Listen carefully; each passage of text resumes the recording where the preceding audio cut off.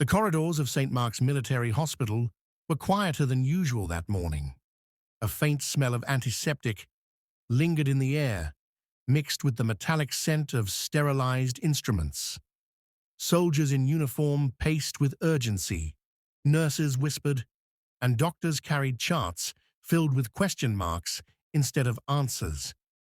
General Raymond Holt, war hero, decorated officer, and a man whose voice could silence an entire platoon, lay motionless on a hospital bed.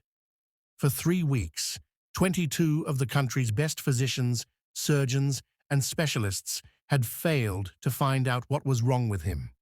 His body was fading, his pulse growing weaker, his once commanding eyes now hollow and clouded with pain. Raymond Holt had survived 3 wars, 2 near-death experiences, and countless battles.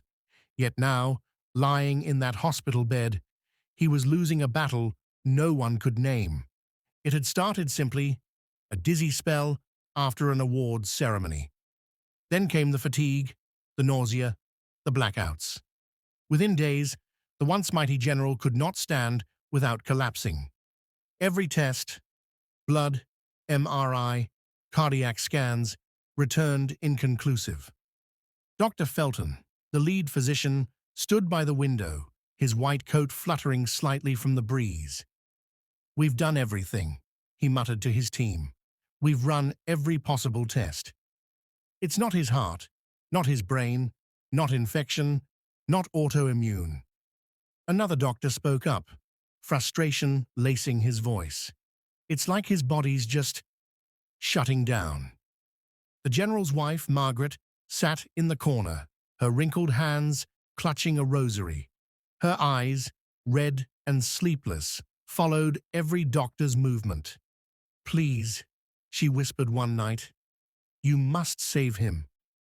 He's all I have."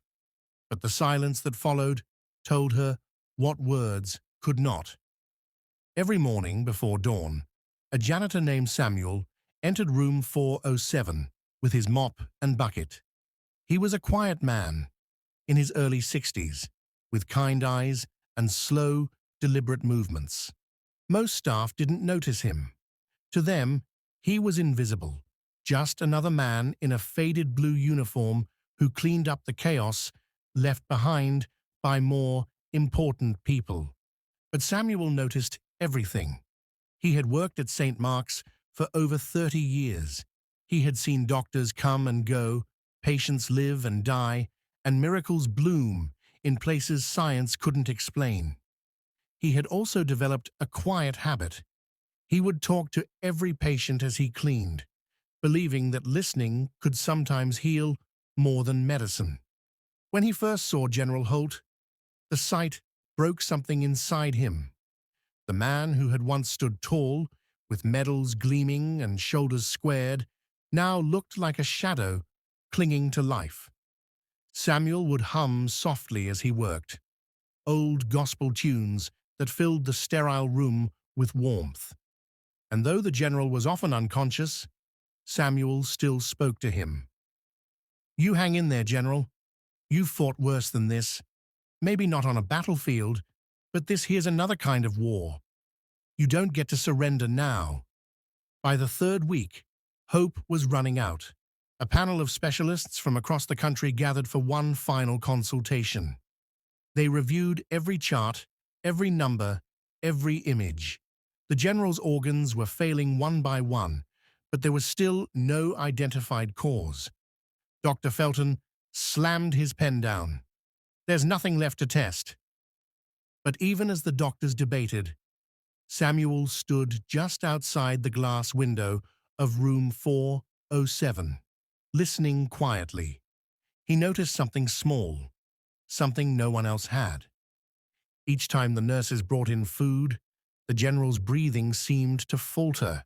His monitor's beeps slowed, but when they cleaned up the trays and opened the windows, his color would return, just a little. Samuel didn't have medical training, but 30 years of observation had taught him one thing. Sometimes the smallest things told the biggest truths. That evening, As he mopped near the bed, Samuel noticed a faint smell, sweet, almost fruity, but sharp. He frowned and sniffed again. It wasn't the disinfectant. It was coming from the tray beside the bed. On it sat a cup of juice, mango, the nurse had said, and a small dessert in a plastic cup. The general hadn't eaten any of it, yet Samuel noticed the faintest tremor in his breathing, the way his skin flushed and then paled again. He leaned closer, curiosity tightening his brow. "Mrs. Holt," he said softly, glancing at the general's wife, who sat half asleep in the chair. "Does the general usually eat mango?" She blinked. "Mango? Oh no, he's terribly allergic. We found that out years ago." Samuel's heart froze. "Allergic?" "Yes, severely. Even the smell used to make him break out in hives. But that was ages ago. Surely they've been feeding him safely." Samuel looked at the tray again. "Ma'am, I think we need to tell someone right now." Within minutes, Samuel found the head nurse and explained what he'd seen. The nurse brushed it off. "It's a controlled environment. Everything's logged. The dietitian approves all meals." But Samuel insisted. "Ma'am, with respect, I think you should check that tray. The juice smells like mango." Frustrated, she relented and checked the records. The label on the bottle read, "Tropical Blend." She scanned the ingredients and froze. The first listed fruit was mango puree. Heart pounding, she rushed to Dr. Felton. When the doctor arrived and examined the tray, realization hit him like a thunderclap. For weeks, the general had been fed supplements and nutrition shakes, all containing trace amounts of mango or related compounds used as flavoring. It had been poisoning him slowly. No one had thought to check, because the allergy was buried deep in his childhood records, under an old name from before he joined the army. The doctors had assumed tropical intolerance meant mild indigestion, not a severe allergy. And so, every day, they had been unknowingly giving him poison. The moment they switched his nutrition to a hypoallergenic formula, the change was almost immediate. Within hours, the swelling in his throat eased. His breathing normalized. By morning, his pulse was steady. By the second day, his eyes opened for the first time in a week. He looked around, weak but aware. "Where am I?" "St. Mark's Hospital, General," Dr. Felton said, barely containing tears. "You're safe now. We found the problem." The general looked confused. "Found the problem?" Dr. Felton nodded toward the janitor standing quietly in the corner. "Because of him." Samuel flushed, twisting his mop handle nervously. "Just noticed something, sir." "Nothing much." The general's lips twitched into a faint smile. "Son, noticing is everything." News of the discovery spread through the hospital like wildfire. Doctors whispered in hallways, nurses smiled as they passed Samuel in the corridors, and Mrs. Holt hugged him so tightly that he almost cried. "You saved his life," she said through tears. But Samuel shook his head. "No, ma'am. God did. I just paid attention." Dr. Felton later gathered his team.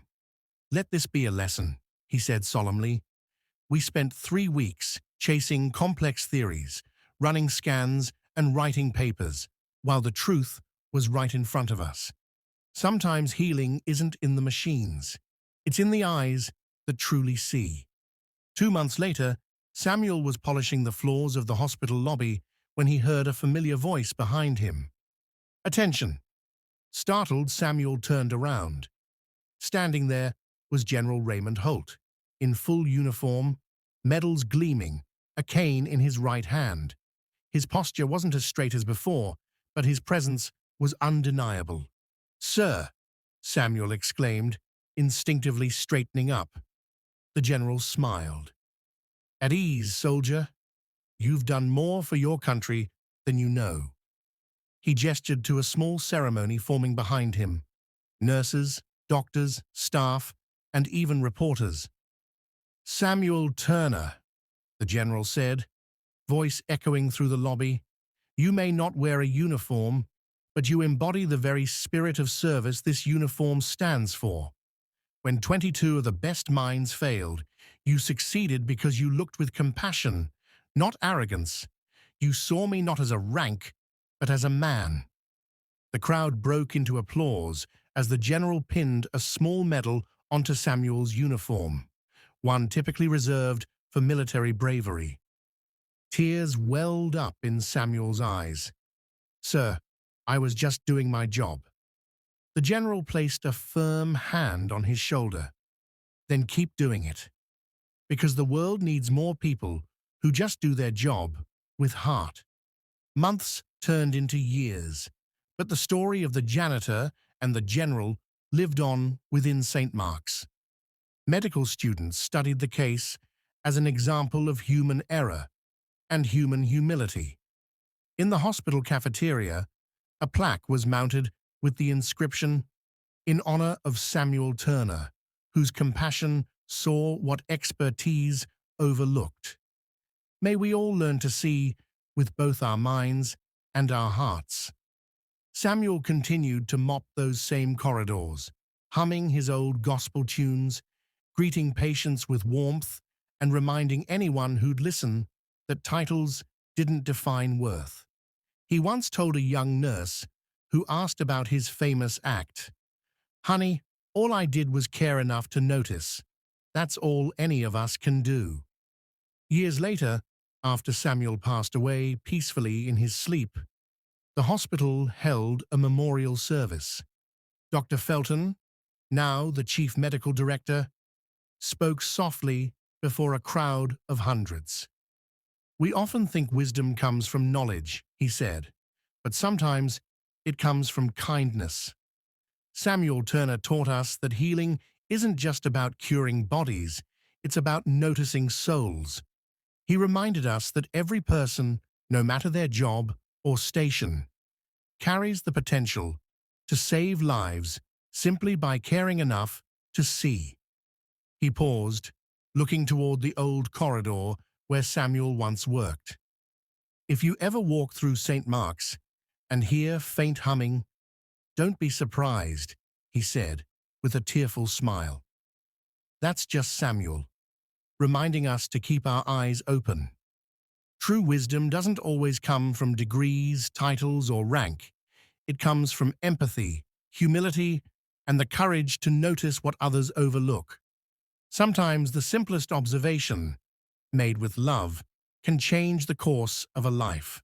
And sometimes the greatest heroes don't wear medals or lab coats. They carry mops, hearts full of compassion, and eyes that truly see.